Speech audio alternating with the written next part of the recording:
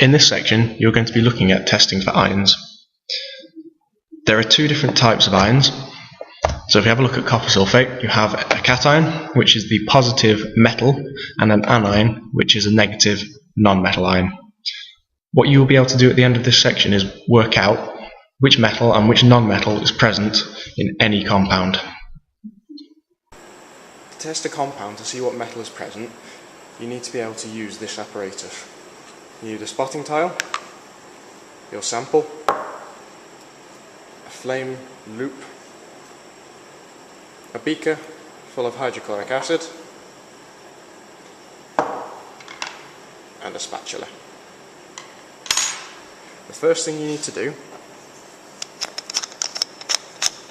is take a piece of your solid and put it into your spotting tile. Add a little bit of distilled water.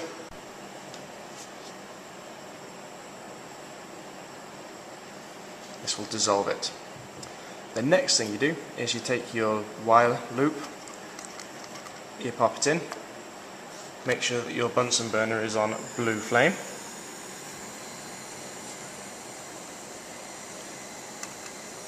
and place it into the flame. As you can see here, I've got a bright green flame. So this tells me that copper is present. The next thing I do is pop it into the acid, which helps to clean my sample. You can do this for all the different flames, all the different metals, to find out the metal present. There are 4 ion tests you need to be able to remember for the exam. The first one is copper. Copper gives a greeny blue flame. Calcium gives a red flame.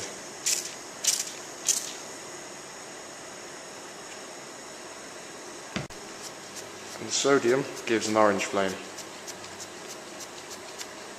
The final flame test you need to know is for potassium. Potassium gives a lilac, pinky flame. In the exam they would look for the word lilac.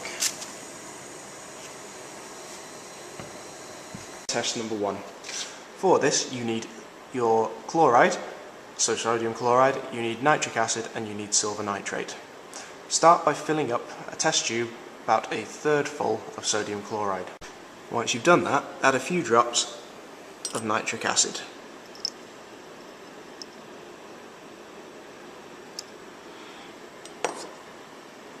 The next thing you need to do is add some silver nitrate to it.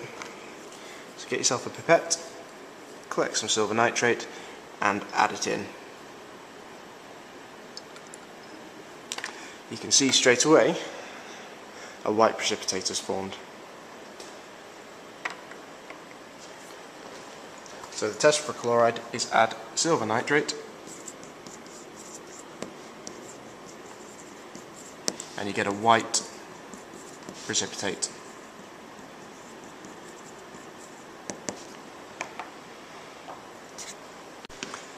Test number 2, checking for sulphate ions. You need barium chloride or barium nitrate, you need hydrochloric acid, and you need magnesium sulphate. Start off by filling up a test tube 1/3 full with magnesium sulphate. Add a few drops of hydrochloric acid.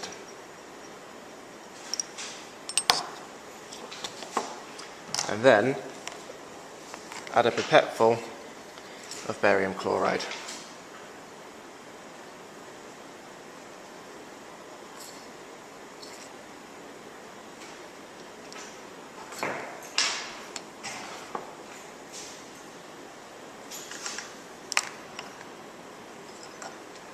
You will see a white precipitate forming.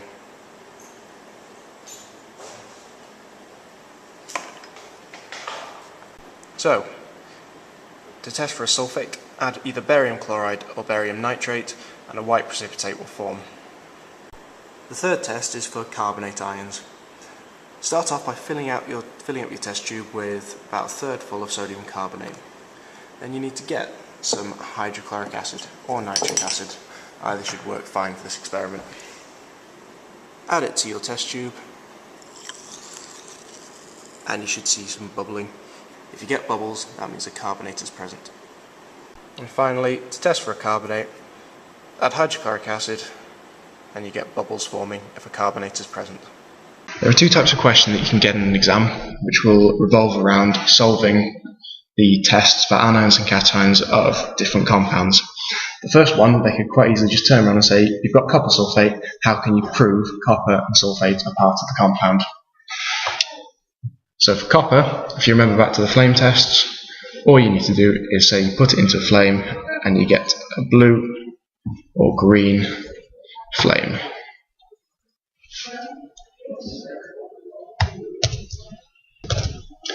For your sulphate, you add some hydrochloric acid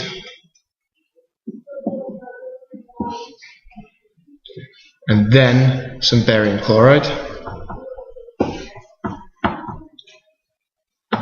and it will give you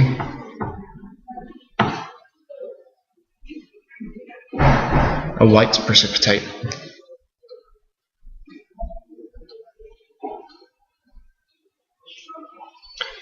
That could be worth 2-3 marks in the exam. Another question that you could be asked is something like this. You might turn around and say an unknown compound gives off a red flame and when added to silver nitrate gives a white precipitate. So the key things here are the fact that you've got a red flame and you get a white precipitate when you add silver nitrate. So the first thing, the red flame, if you think back to the test that I showed you earlier, the red flame gives you calcium.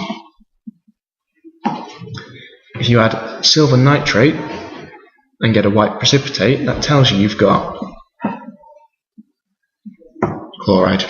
So if you're asked to name the compound present, the red flame, calcium, white precipitate when you add silver nitrate, chloride, your compound is calcium chloride.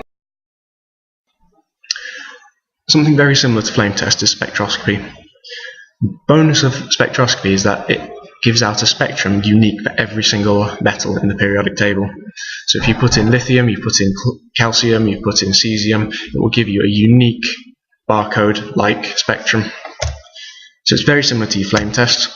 Every element produces a different pattern, which is very much like a barcode. So a barcode will have a specific set of lines for a particular item. This has a specific set of lines for every element. It's fast and reliable, and one of the bonuses is it's allowed us to find out new elements such as rubidium and cesium, which beforehand we didn't know about.